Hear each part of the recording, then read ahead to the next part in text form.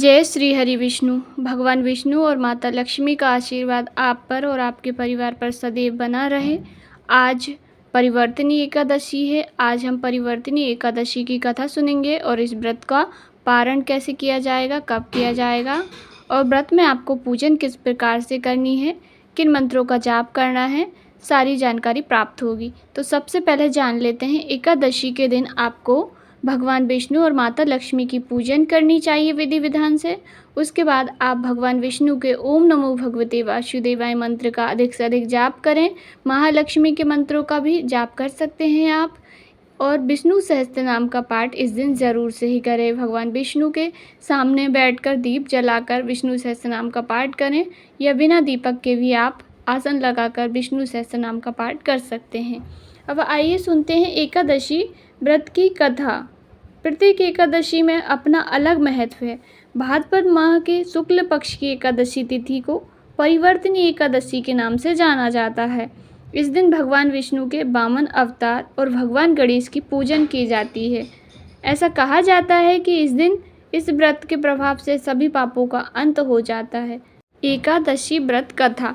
युधिष्ठिर कहने लगे कि हे प्रभु, भाद्रपद शुक्ल एकादशी का नाम क्या है, इसकी विधि तथा इसकी महिमा कृपया करके हमें बतलाइए। भगवान कृष्ण ने कहा कि सभी पापों का नाश करने वाली उत्तम वामन एकादशी की महिमा मैं तुमसे कहता हूँ, तुम इसे ध्यान पूर्वक सुनो।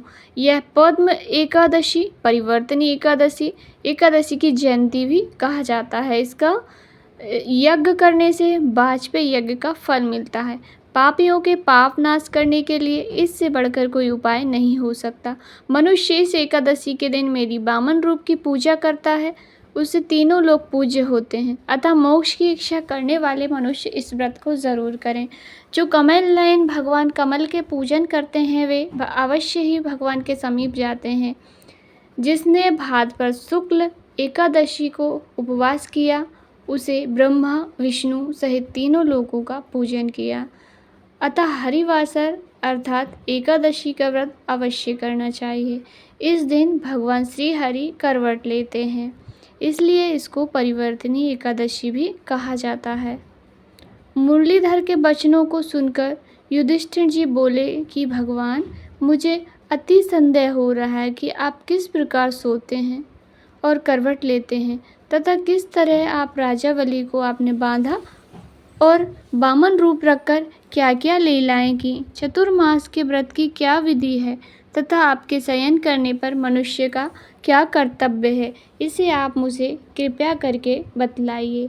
तब श्री कृष्ण जी ने कहा, हे राजन, आप सब पापों को नष्ट करने वाली कथा का श्रवण करें। इस कथा को सुनने मात्र से मनुष्य के पाप नष्ट हो जाते हैं। त्रेता युग में बलि नामक एक दैत्य था। वह मेरा परम भक्त था। विविध प्रकार के वेद सूक्तों से मेरा पूजन किया करता था और नित्य ही ब्राह्मणों की सेवा किया करता था, पूजन तथा यज्ञ के आयोजन करता था। लेकिन इंद्र से द्वेष के कारण उसने इंद्रलोक तथा सभी देवताओं को जीत लिया। सभी देवता एकत्र होकर विचार करने लगे। विचार करके भगवान के पास गए। बृहस्पति सहित इंद्रादिक देवता प्रभु के निकट जाकर और नतमस्तक होकर वेद मंत्रों द्वारा भगवान का पूजन और स्तुति करने लगे। अतः मैंने 52 रूप धारण करके 5वां अवतार लिया और फिर अत्यंत तेजस्वी रूप से राजा बलि को जीत लिया। इतनी वार्ता सुनकर राजा युधिष्ठिर बोले कि हे जनार्दन, आपने 52 रूप धारण करके उस महाबली दैत्य को किस प्रकार जीता।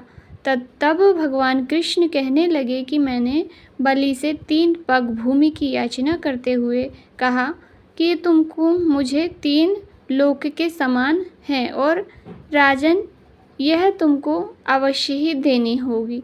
राजा बलि ने इसे तुच्छ याचना समझकर 3 पग भूमि का संकल्प ले दिया।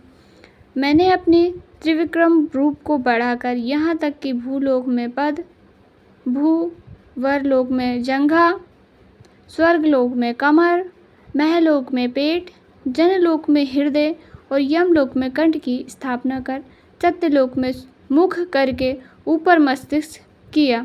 सूर्य, चंद्रमा आदि सब ग्रह, गण, योग, नक्षत्र, इंद्र आदि देवता और शेष सभी नागगणों ने विविध प्रकार से वेद सूक्तों से प्रार्थना की।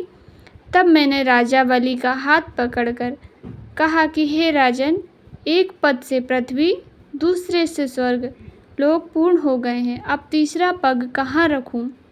तब बलि ने अपना सिर झुका लिया और मैंने अपना पैर उनके मस्तक पर रख दिया, जिससे मेरा वह भक्त पाताल को चला गया। फिर उसकी विनती और नम्रता को देखकर मैंने कहा कि हे बलि, मैं सदैव तुम्हारे निकट ही रहूँगा। विरोचन पुत्र बलि से कहने पर भाद्रपद शुक्ल एकादशी के दिन बलि के आश्रम पर मेरी मूर्ति स्थापित हुई। इसी प्रकार दूसरी क्षीर सागर में शेषनाग के पृष्ठ पर हुई। हे राजन, इस एकादशी को भगवान शयन करते हुए करवट लेते हैं, इसलिए तीनों लोकों के स्वामी भगवान विष्णु का इस दिन पूजन करना चाहिए। इस दिन तांबा, चांदी, चावल, दही का दान करना उचित होता है। इसके साथ ही रात्रि को जागरण करना आवश्यक करना चाहिए। जो विधि पूर्वक इस एकादशी का व्रत करता है, कथा पढ़ता है, वे सब पापों से मुक्त होकर स्वर्ग में जाकर चंद्रमा के समान प्रकाशित होते हैं। और जो यश पाते हैं, साधक इस कथा को पढ़ते या सुनते हैं, उन्हें 1000 अश्वमेध यज्ञ का फल प्राप्त होता है और श्री हरि की कृपा सदैव के लिए प्राप्त होती है। जो इस कथा को बिना व्रत के भी सुनता है, भगवान नारायण उसके सभी पापों को नष्ट कर देते हैं। इस प्रकार हमारी परिवर्तनी एकादशी की व्रत कथा संपूर्ण हुई। हृदय से आप सभी का धन्यवाद। सभी बोलिए प्रेम से जय। बोलिए वामन भगवान की जय, बृहस्पति भगवान की जय, माता लक्ष्मी की जय।